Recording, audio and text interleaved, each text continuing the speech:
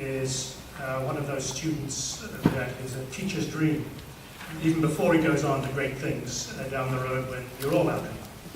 But Lucas is a wonderful young man.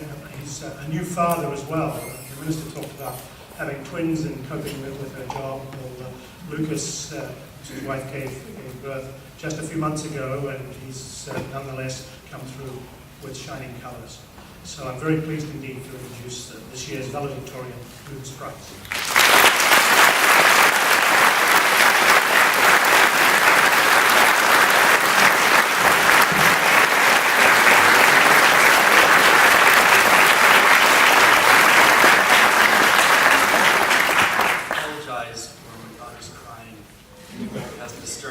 Thinking that if she starts up again, I could ask Professor Patel to come up and start lecturing about civil procedure. I'd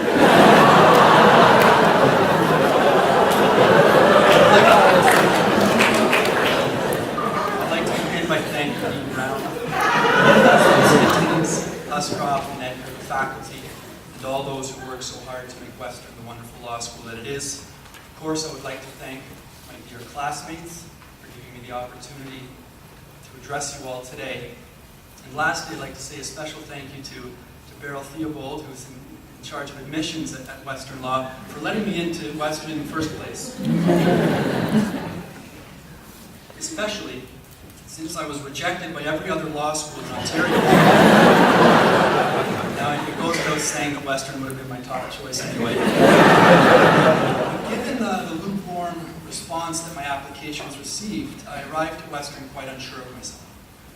And I had all of the usual apprehensions that go along with starting law school, but I also was of the firm belief that I'd been let in by mistake.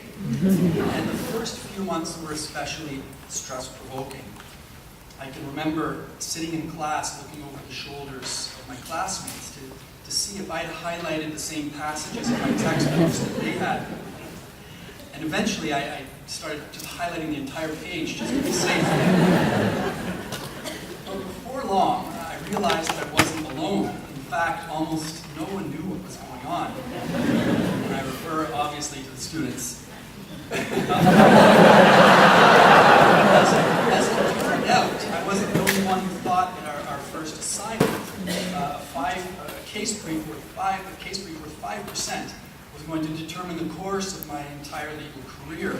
I wasn't the only one whose eyes glazed over when Professor Perichin started talking about Theophment by livery of sizing. And I certainly wasn't the only one who had trouble following Professor Link when he tried to explain the difference between paramountcy, double aspect, and something about a watertight compartment.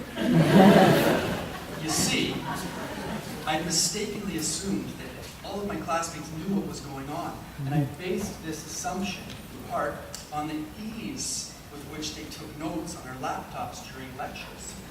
They seemed to even type when the professor wasn't saying anything. And what was especially unnerving was that some of them would smile and even laugh to themselves under the breath during the most gruesome lectures in criminal law. I thought, who are these people?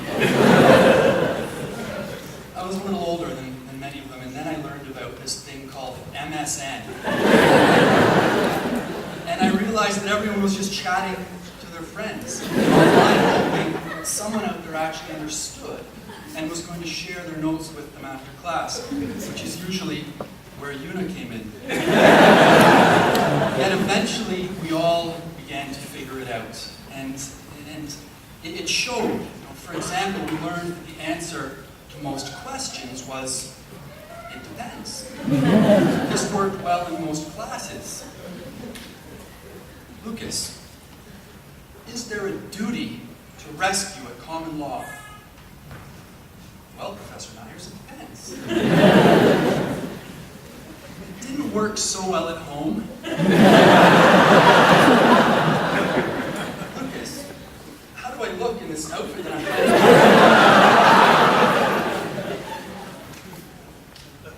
It depends. But as I said, we did begin to figure it out, and it began to show. We managed to survive our first year finals, despite the best efforts of an unnamed property law professor. drives a white Mustang with 2 blue stripes. His name rhymes with Marichain. In the second year, we hit our stride. Our thoughts began to turn to life beyond law school, summer jobs and articling. And then finally, we made it through third year, thanks in large part, so I'm told, to the technological advancement known as Facebook. For some students, it had become impossible to sit through a lecture without it, and to be honest, I'm surprised that I don't see a single laptop. And thankfully, through it all, our professors were persistent. They nurtured us, they challenged us, and most importantly, they gave of themselves. They deserve our thanks for their efforts.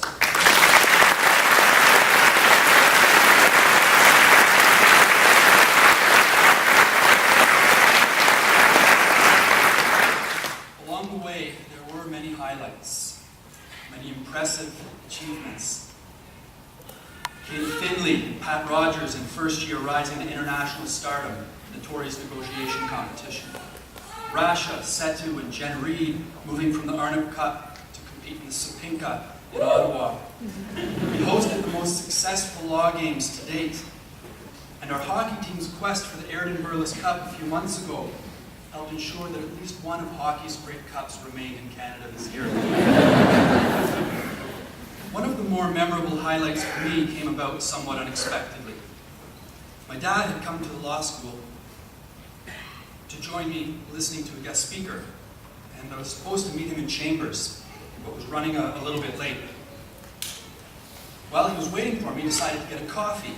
Now Angela, who works in chambers, she noticed an unfamiliar face, and in her kind, usual manner, she introduced herself, and she asked my dad if he was a visiting professor.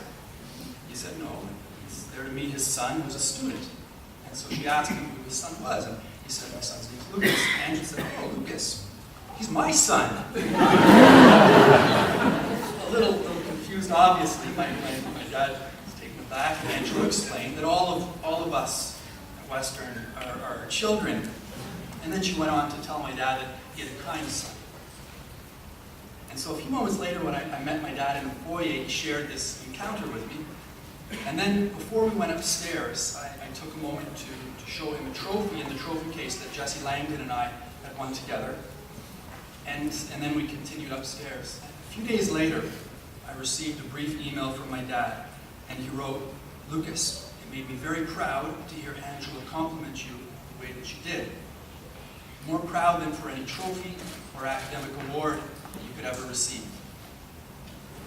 And so I thought a lot about that email, and as I spent the last few months thinking about what I'd like to say to you today, my thoughts they kept going back to that message. So as we look back over the last 3 years, our success at law school is not marked solely by the degree or by the awards today. These are impressive achievements, of course they are. But success at law school is much more than an academic achievement alone. It includes the way that you conduct yourself, the way that you treat other people, and the relationships that you build. Because these are the things that they color your accomplishments, they give meaning to what you have achieved. All around us, our classmates provide wonderful examples of accomplished students whose achievements are made all the more impressive by the other things that they do, by the types of people that they are. Ben Leith, who throughout law school found the time to volunteer with mentally disabled adults, quietly making life better for those less fortunate.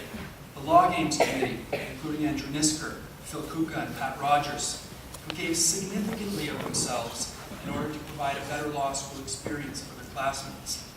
Josh Safer, whose wide range of extracurricular activities, including a run for the Student Council presidency of UWO, all sought to give voice to those that aren't often heard. And Una Gaby, again, someone who actually did all of the reading, and she even wrote her own summaries, yet never hesitated to share her work with her classmates to help out those around her. She's probably responsible for a couple of dozen LLBs here today, mine included, absolutely. These are just a few examples of what it means to be successful at law school. But today, sadly, law school draws to a close. And we're entering a very different world, leaving behind what's become a comfortable, safe, and enjoyable place.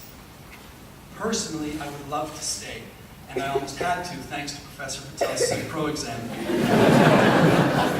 However, my wife has made it clear that it's time for me to get a job, and she reminds me regularly that you can actually deposit money into an account, not just take it out.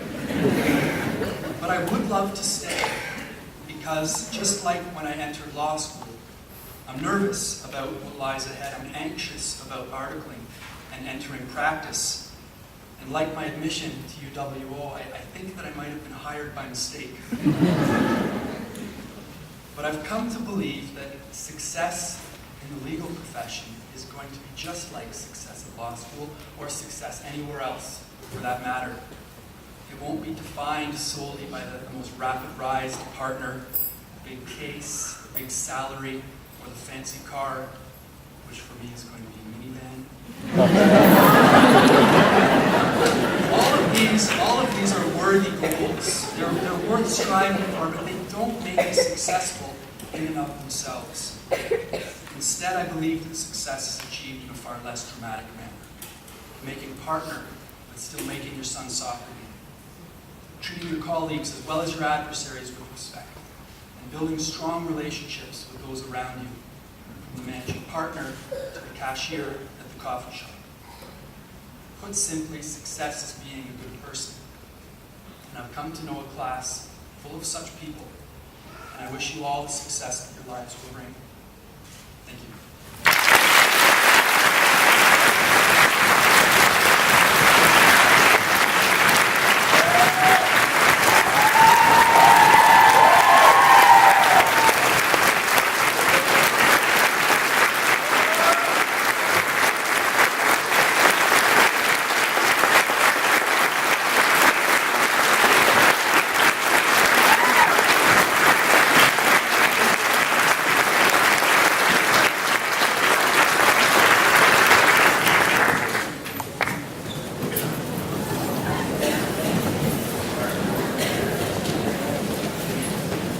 As I said earlier, we as teachers in our Veda moments like to take credit for things like that. I wish it was so wonderful, because I've been listening to those for 20 years, and that's as good as I've heard.